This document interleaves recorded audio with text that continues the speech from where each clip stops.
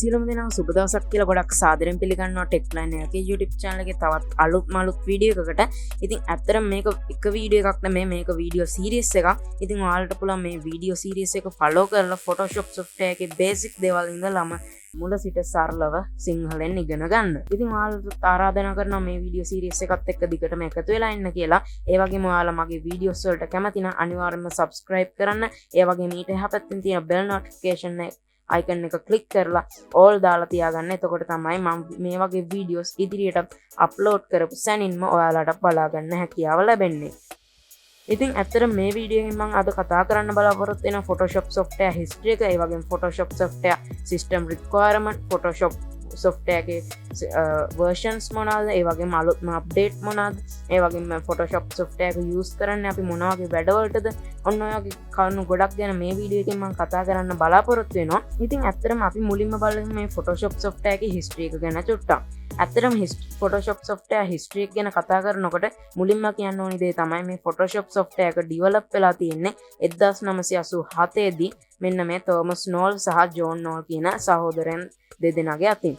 ඉතින් ඊට පස්සේ මේ 1987 දී මේ දෙන්නා විසින් මේ Photoshop software එක develop කරාට පස්සේ 1988 දී ඒක මෙන්න මේ Photoshop software එක මිලදී ගන්නවා Adobe ආයතනය විසින්. ඉතින් ඔයාලා දැනටමත් දන්න ඇති Adobe Photoshop වලට අමතරව ගොඩක් softwares තියෙනවා. Adobe Premiere Pro, After Effects වගේ ගොඩක් ඒවා. ඒ වගේම අපි බලමු මේ Adobe ආයතනය විසින් Photoshop software එක මිලදී ගත්තට පස්සේ ආපු Photoshop versions මොනවාද කියලා. ඉතින් ඇත්තටම මේ Adobe ආයතනයේ Photoshop software එක මිලදී ගත්තට පස්සේ versions ගොඩක් ආවා. ඒවා කිහිපයක් බැලුවොත් අපි Photoshop 1.0 ඊළඟට Adobe Photoshop 2.0. ඉතින් ඔයාලට මේ බලා ගන්න හැකියාව ලැබෙන්නේ ඒ Photoshop software versions වල loading screen එක. ඉතින් 2.0 වලට පස්සේ 2.5 ආවා, ඊට පස්සේ 3.0, 4.0, 5.0, 6.0, ඊට පස්සේ 7.0. ඉතින් ඇත්තටම මේ Adobe ආයතනයේ මෙච්චර කාල Photoshop software එක අප්ඩේට් කරමින් ගොඩක් versions ආවා. ඉතින් මේ ඒ versions ආවට මෙන්න මේ 7.0 version එක තමයි Adobe Photoshop වල තීරණාත්මකම Photoshop version එකක් උනේ. මොකද මෙන්න මේ 7.0 version එකෙන් තමයි මේ Photoshop software එක මිනිස්සු අතරට ගිහිල්ලා මිනිස්සුන් ගොඩක් මේ Photoshop software එක use කරන්න ගත්තේ. ඉතින් ඒ හින්දා කියන්න පුළුවන් ඇත්තට මේ Photoshop software එකේ හොඳම තීරණාත්මකම version එකක් කියලා මෙන්න මේ 7.0 version එක. ඉතින් ඊට පස්සෙත් ගොඩක් versions ආවා මේ 7.0 version එකකින් පස්සේ. ඇත්තට මේවා ගැන කතා කරද්දී මුලින්ම කියන්න ඕනි දේ තමයි මේ 7.0 version එකෙන් පස්සේ Adobe ආයතනය විසින් නැවැත්තුවා මේ Photoshop software versions නම් කරන එක ඉලක්කම් වලින්. ඒ කියන්නේ 7.0, 2.0, 3.0, 5.0 ඔය වගේ විදිහට Photoshop software නම් කරන එක නවත්තලා එයාලා මේ Photoshop 8.0 version එක නම් කරේ අමුතුම විදිහකට. ඒ තමයි Photoshop CS විදිහට. ඉතින් ඇත්තට මේ Photoshop CS version උත් ගොඩක් ආවා. ඒ වගේ දිහා අපි බැලුවොත් Photoshop CS2, CS3, CS4, CS5, CS6 විදිහට. ඉතින් ඇත්තටම මේ CS6 කියන්නේ මේ Adobe Photoshop software එකේ ගොඩක් හොඳ තීරණාත්මක version එකක්. මොකද ඔයාලා මේ කියන ගොඩක් දුරට අහලා ඇති ගොඩක් versions වල. ඒ කියන්නේ Photoshop software 7.0, CS, CS2, CS3 ඔය වගේ හැම version එකකම මෙන්න මේ Photoshop software එකේ interface එකේ කලර් එක විදිහට ආවේ අමුතු අලු පාටක් වගේ කලර් එකක්. ඒක CS5 version එකේදීත් එහෙමයි මට මතක විදිහට ගොඩක් දුරට. නමුත් ඒක මෙන්න මේ Adobe ආයතනය විසින් වෙනස් කරනවා CS6 version එකේදී.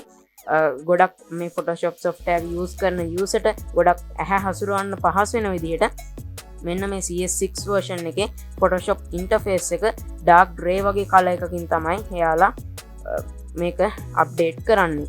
ඉතින් ඕක තමයි මේ CS6 version එකත් ගොඩක් හොඳ තීරණාත්මකම version එකක් වෙන්න හේතුව.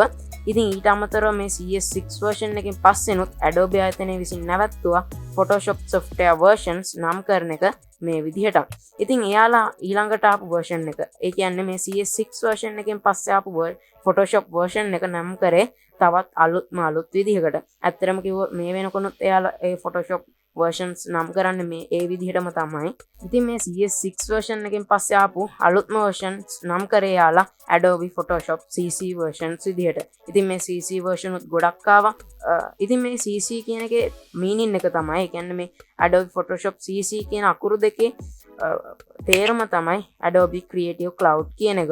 ඉතින් මේ Creative Cloud එහෙම නැත්නම් CC version උත් ගොඩක් ආවා. ඒවා දිහා අපි බලුවොත් මුලින්ම ආවා Adobe Photoshop CC 2015 version එක, ඊට පස්සේ 2016 version එක, 2017 2018, ඒ වගේම දැනට තියෙන latest version එක තමයි Adobe Photoshop CC 2021 කියන්නේ. ඉතින් මේ 2021 version එක තමයි දැනට තියෙන latest version එක මේ Adobe Photoshop software versions වලින්. ඊළඟට අපි කතා කරමු මේ Photoshop software එක use කරලා අපිට කරන්න පුළුවන් වෙන්නේ මොන වගේ දේවල්ද කියලා. ඇත්තටම ඉතින් මේ Photoshop software එක use කරලා ඔයාලට ගොඩක් දේවල් කරන්න පුළුවන්. ඒ තමයි ඔයාලට පුළුවන් photo edit කරන්න, ඒ වගේම logo design කරන්න, photo retouch කරන්න, ඔයාලට YouTube channel එකක් තියෙනවා නම් ඒ channel එකට video thumbnails හදන්න, ඔයාලගේ ගොඩක් වැඩ පුළුවන් මේ Photoshop use කරලා ඔයාලට කරගන්න. ඒ කොහොමද ඉතින් මීට අමතරව ගොඩක් වැඩ තියෙනවා මේ Photoshop software එකකින් කරගන්න පුළුවන්. ඒ වගේම ඉතින් ඊළඟට අපි කතා කරමු මෙන්න මේ Photoshop software එකේ system requirement එහෙම නැත්නම් specs ගැන. ඉතින් Photoshop software එකේ specs මේ වීඩියෝ එකෙන් කතා කරලා වීඩියෝ එක තවත් දික් වෙන හින්දා මම ඒවා පහළ description එකෙන් link එකක් දාලා තියන්නම්. එතකොට ඔයාලට පුළුවන් ඒ link එකට ගිහිල්ලා Photoshop software එකේ එක versions වලට අදාළ system requirement මොනවාද කියලා බලලා හොඳ version එකක් ඔයාලට download කරලා install කරගන්න. ඉතින් මා download links කිහිපයක්ම දාලා තියන්නම්. ඔයාලට හරියන ඔයාලට අදාළ version එකක් තියෙනවා නම් ඔයාලට පුළුවන් ඒකත් මෙන්න මම ඒ description එකේ දාලා තියෙන link එකකින් download කරගන්න. ඉතින් මම මේ වීඩියෝ එකෙන් කතා කරන්න බලාපොරොත්තු වෙන්නේ එච්චරයි. ඉතින් මේ වීඩියෝ series එකත් එක්ක දිගටම එකතු වෙලා ඉන්න. අවසාන වශයෙන් කියන්න තියෙන දේ තමයි ඔයාලා මේ Photoshop video series එකත් එක්ක දිගටම එකතු වෙලා හිටියට පස්සේ ඔයාලට පුළුවන් මේ Photoshop මුල ඉඳලා සරලවම සිංහලෙන් ඉගෙන ගන්න. ඉතින් මම මේ වීඩියෝ එක මෙතනින් නවත්තනවා. තවත් අලුත් වීඩියෝ එකකින් හම්බ වෙනකන් ඔයාලට සුබම සුබ දවසක්.